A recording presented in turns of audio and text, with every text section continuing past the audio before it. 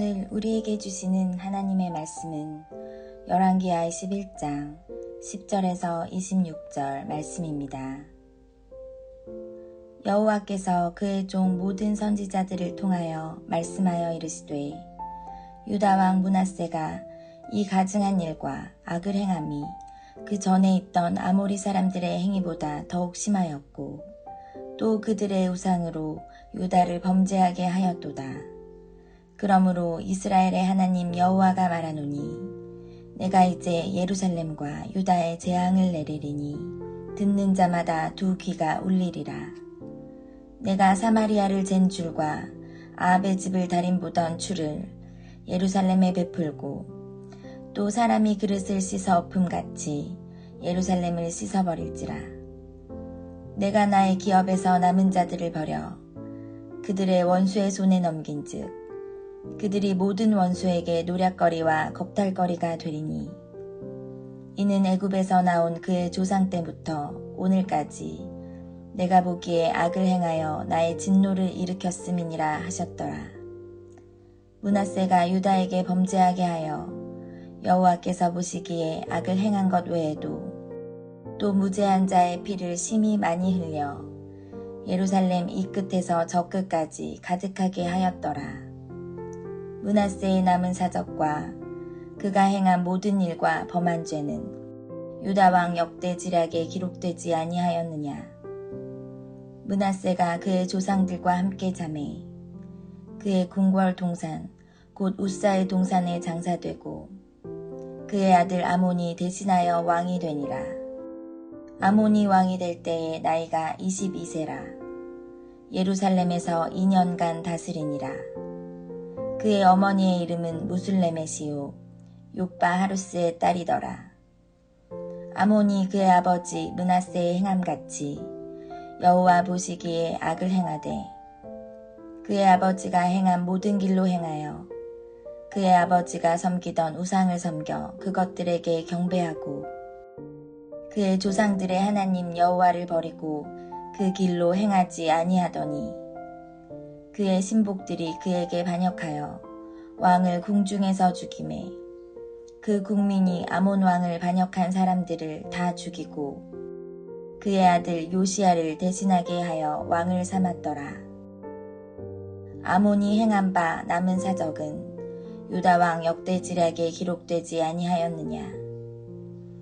아몬이 우사의 동산 자기 묘실에 장사되고 그의 아들 요시야가 대신하여 왕이 되니라.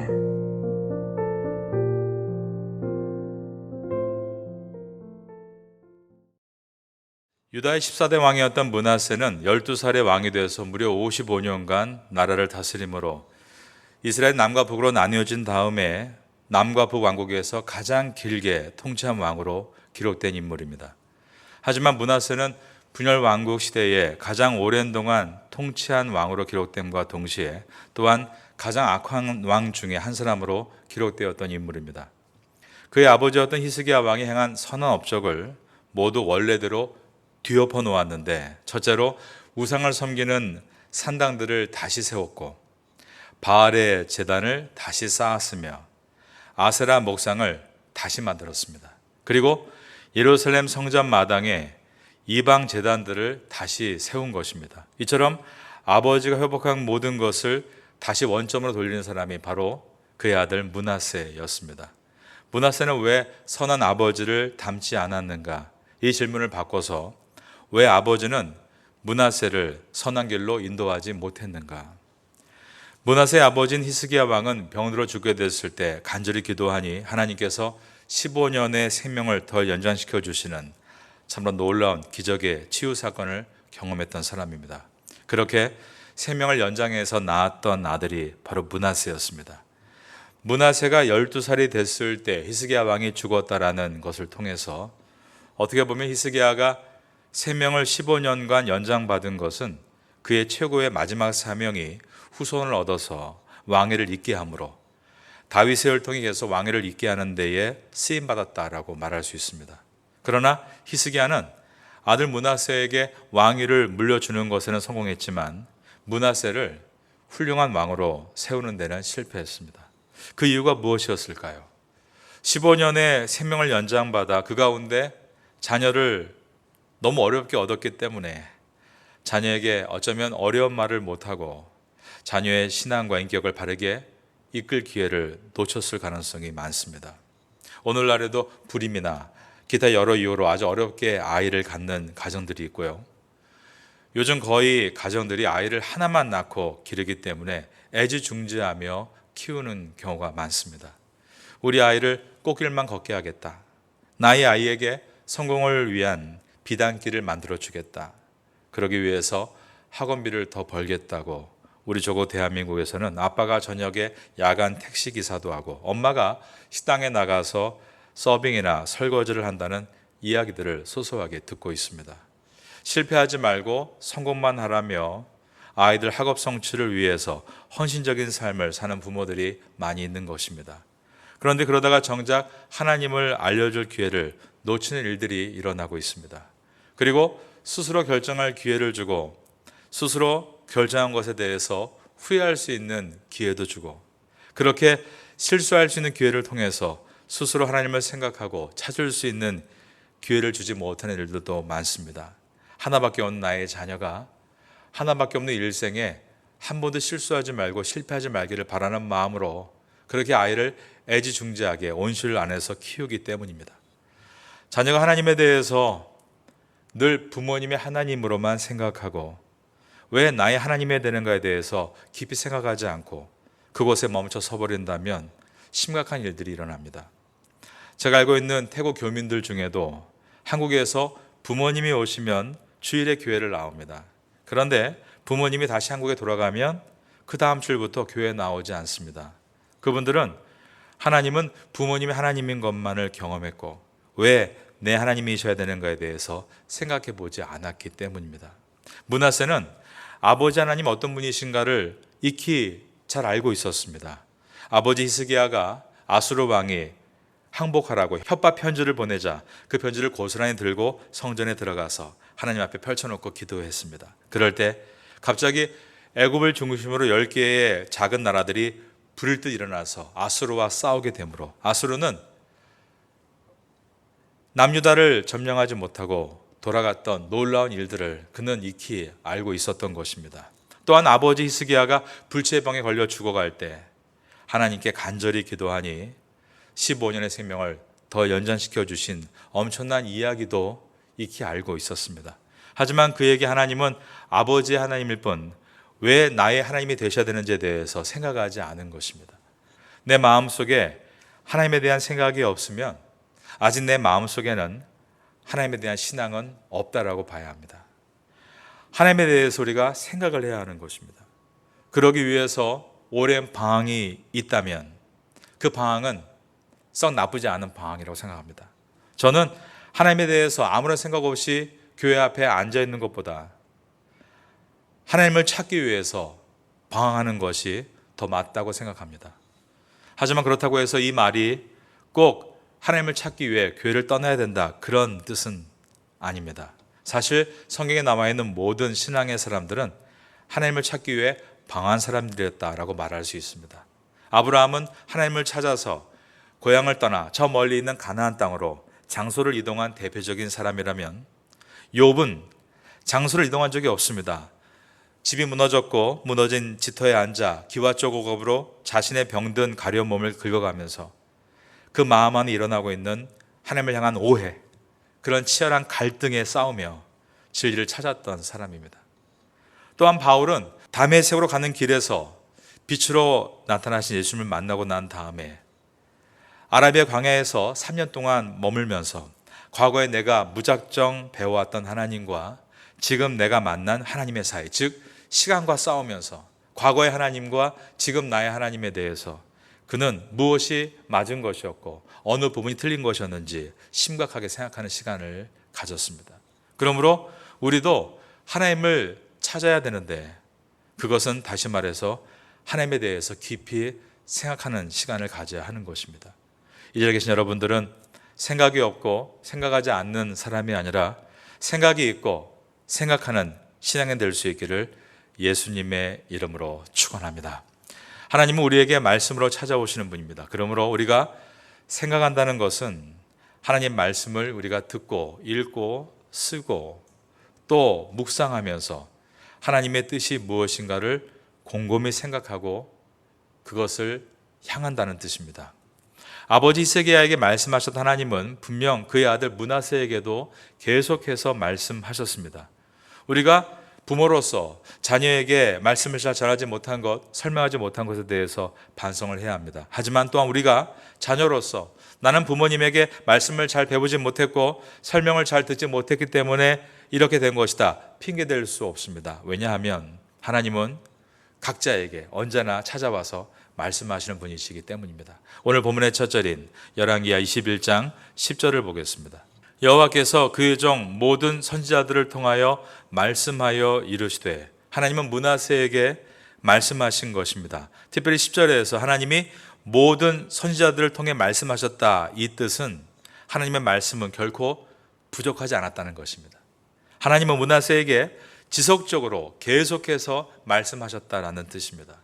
그러나 므낫세는 악하고 가증한 일을 결코 멈출 생각이 없었습니다. 11절에 보면 므낫세의 죄악은 아모리 사람의 행위보다 더 심했다라고 되어 있습니다. 옛날 하나님께서는 아브라함에게 가나안 땅을 내가 너와 내 자손에게 주겠다라고 하실 때 그 가나안 땅에 살고 있는 겐 족속이나 히위 족속 같은 민족들 중에 특별히 아모리 족속에 대해서 말씀하셨던 일이 있습니다. 하나님은 아모리 족속의 죄악이 아직 관영하지 않았으니, 즉 가득 차지 않았으니 너의 후손이 가나안 땅에 들어가는 그날은 그 땅에 살던 아모리 족속이 죄가 가득 차서 쫓겨나는 날이 될 것이다 라고 하셨습니다. 그런데 하나님께서 므낫세의 죄악이 아모리 사람들의 행위보다 더 심했다라고 말씀하시는 것은 므낫세의 죄악으로 인해서 남유다의 백성들도 이제 가나안 땅에서 쫓겨날 날이 얼마 남지 않았다라는 뜻이었습니다.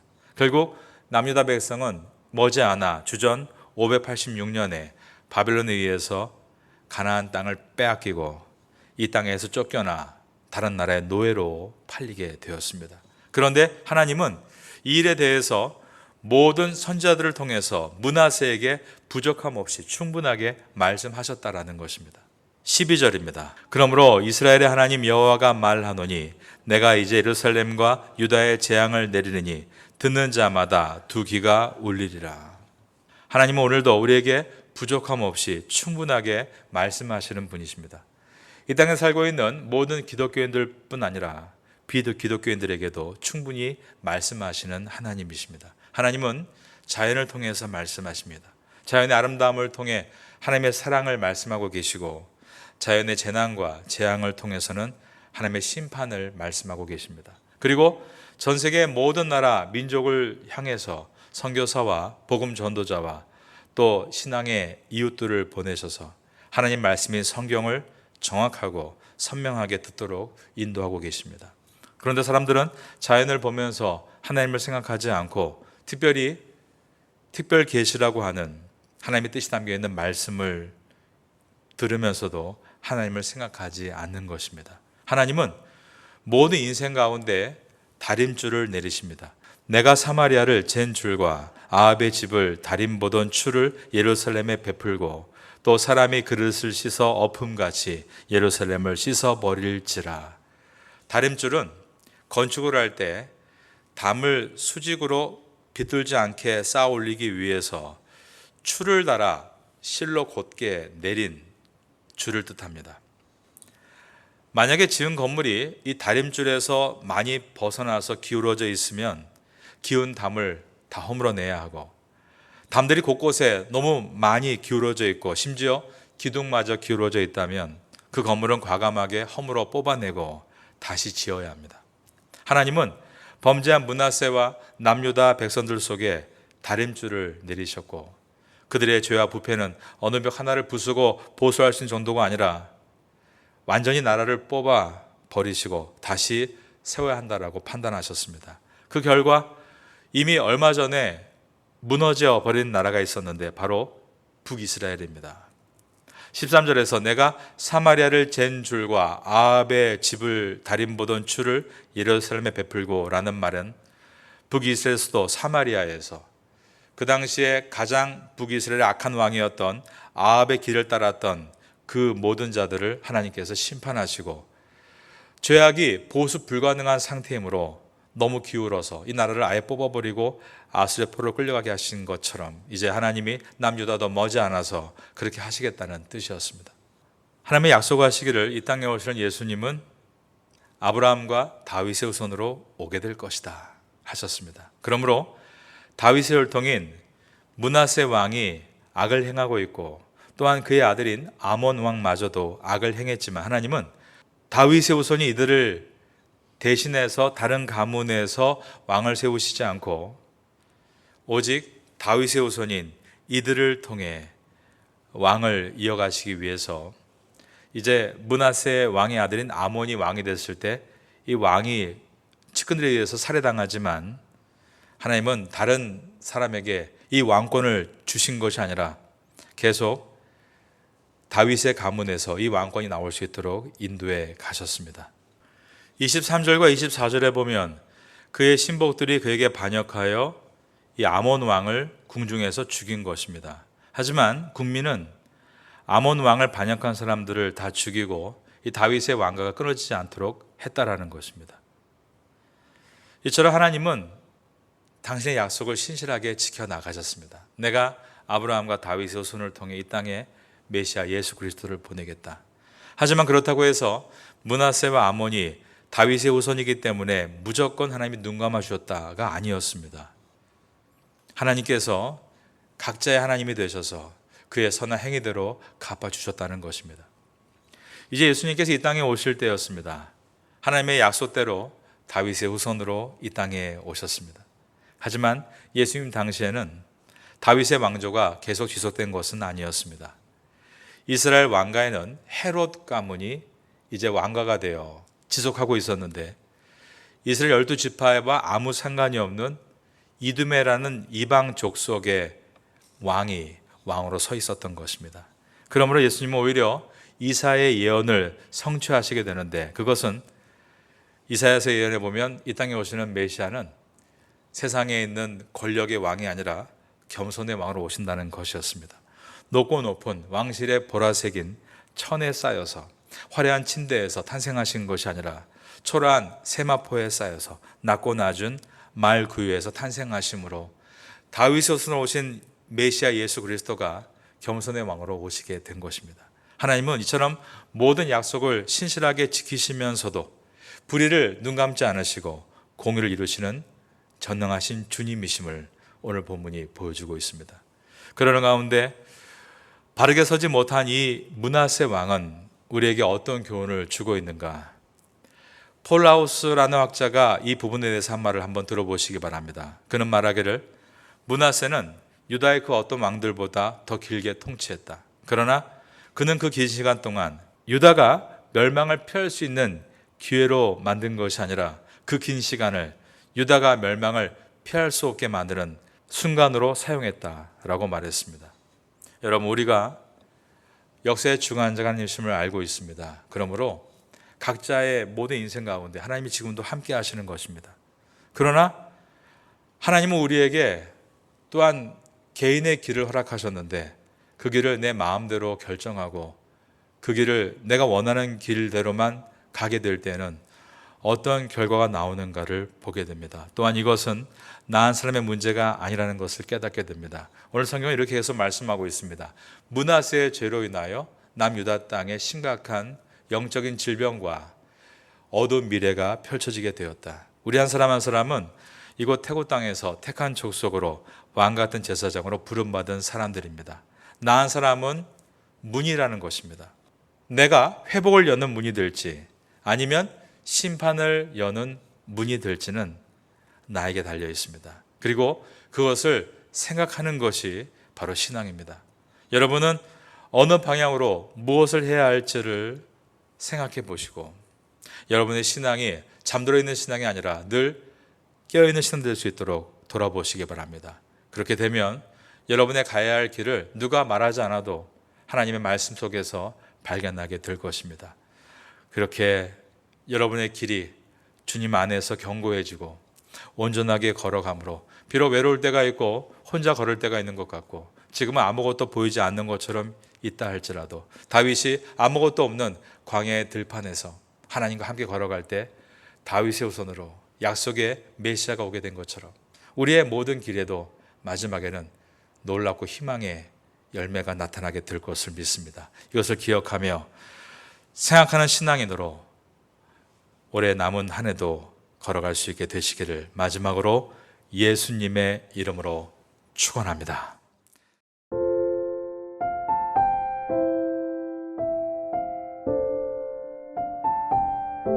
지금은 함께 기도하는 시간입니다. 8월의 공동 기도 제목은 첫째, 하반기에 새롭게 시작하는 각 교구 구역 예배를 위하여 기도합니다. 둘째, 하반기 새롭게 시작하는 한인 교회 학교와 태국인 교회 학교를 위하여 기도합니다. 셋째, 하반기 새롭게 시작하는 주간 장애인 보호센터와 농아인 교회를 위해 기도합니다. 넷째, 각 사역팀마다 귀한 일꾼들이 자원하도록 기도합니다. 말씀을 붙잡고 기도하는 귀한 시간 되시기를 소망합니다.